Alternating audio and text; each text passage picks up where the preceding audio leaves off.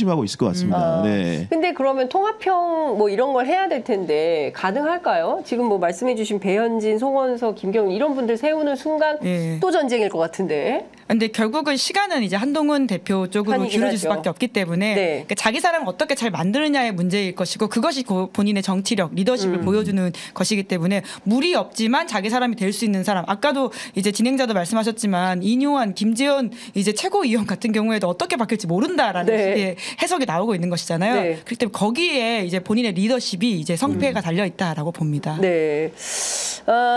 추경호 원내대표의 스탠스는 어떻게 될 걸로 보십니까? 원내 사안은 원내대표 중심으로 간다 선언을 했어요.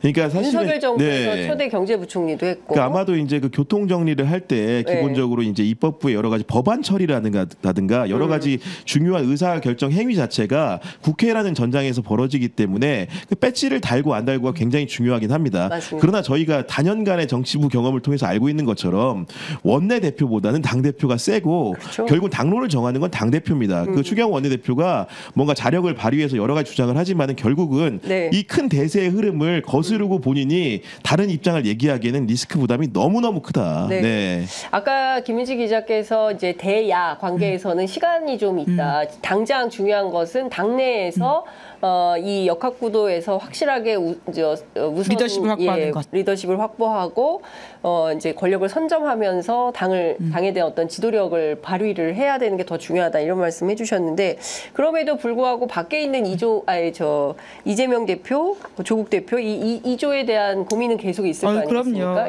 그러면 전선이 두 개의 전선이 생길 텐데 동시다발로 대응이 가능한. 상대적으로 오히려 이재명 대표와 아직은 전 대표고 이제 곧 대표가 다시 되겠지만요. 이재명 전 대표와의 전선은 한동훈 대표가 바라는 전선일 겁니다.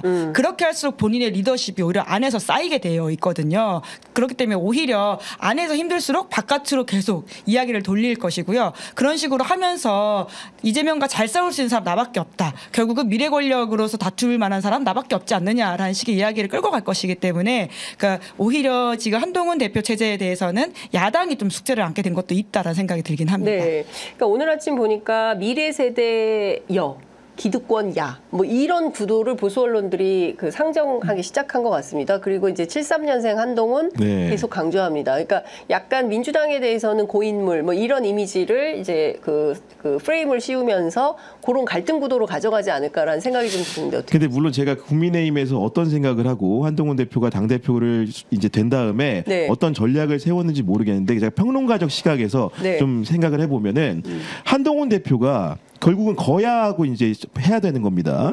근데 지금 국민들이 가장 불쾌해하는 부분은 거야와 정부 여당이 협치하지 않는다는 부분도 분명히 있는 거거든요. 더군다나 한동훈 대표가 그 미래 세대를 얘기하고 중수청이라고 불리는 여러 가지 그런 뭔가 중간지대에 있는 사람들을 설득하기 위해서는 기존에 있는 정부 여당과는 다른 면모를 보여줘야 되는 거거든요.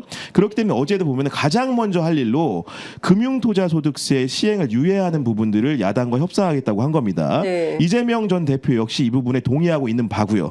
결국은 그런 부분들을 전략 전술적으로 민주당과의 관계를 개선하는 방식으로 합의점이 있는 공통분모를 먼저 처리하는 방식으로 뭔가 전 대표라든가 대통령과는 다르다는 차별화 시도할 가능성이 있어 보이고요.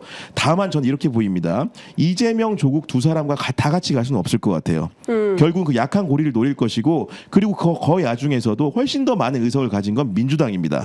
그렇기 때문에 결국 조국 혁신당으로 해서는 두 당이 합쳐도 다 법안을 통과시킬 수가 없어요.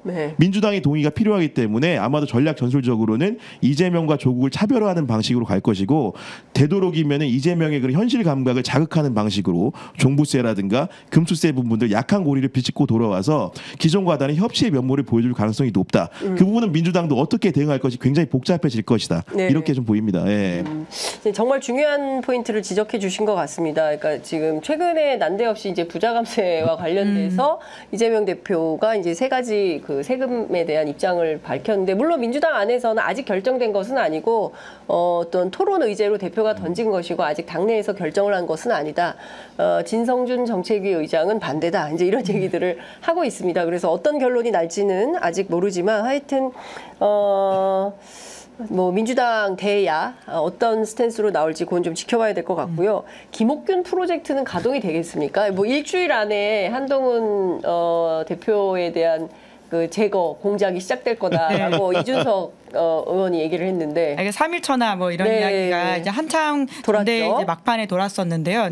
그 이제 소위 말하는 찌라시의 어떤 출처가 정말 이제 비한동훈 혹은 반한동훈계냐라는 말도 꽤 있었습니다. 이철규 의원이 실제로 본인이 이거 한 거 아니고 누가 만들었는지도 알겠다라는 식의 이야기를 고소하겠다고 했잖아요. 맞습니다. 그래서 아마 출처가 나올 가능성이 있어 보이긴 하는데요.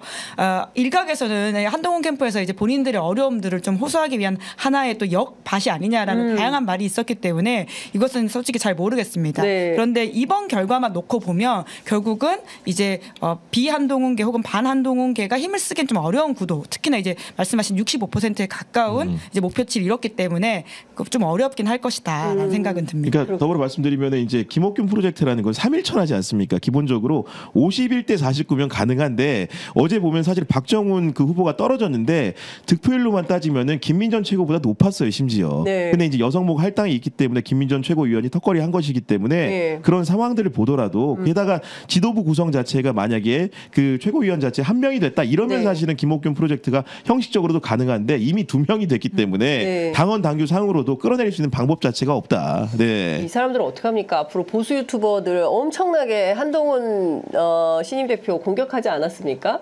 뭐 다 반환전선의 핵심들이었고 홍준표 시장, 김태흠 지사, 그다음에 이철우 지사 이런 분들은 어떻게 이제 지방선거 공천은 누가 하는 겁니까?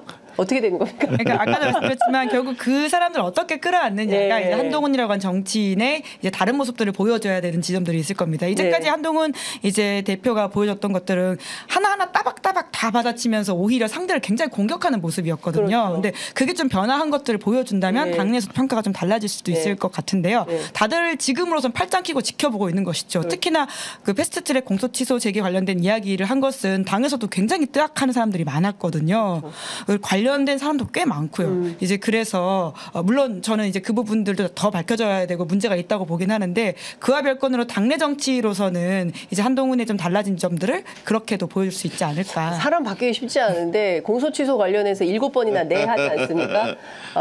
한동훈 후보 나를 이렇게 모욕줄 수 있어요. 이렇게까지 격앙된 나경원 후보의 모습에 국민들이 와 저렇게까지 진심으로 싸우는구나 이제 했었는데 앞으로 결국은 한동훈 후보가 대표가 기본적으로 저는 그 가늠자가 하나 있다고 생각하는데 아직도 주변에 여의도 정가에서는 한동훈 대표가 진짜 정치인이 됐는지 아닌지 모르겠다 이런 생각을 많이 하잖아요.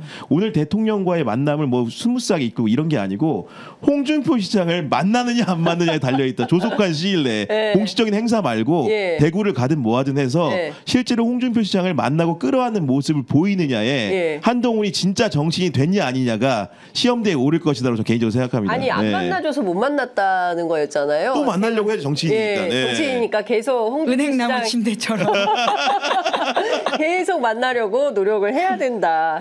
알겠습니다. 앞으로 한동훈 대표 어떤 행보를 할지 저희도 좀 지켜보면서 논평하도록 하겠습니다.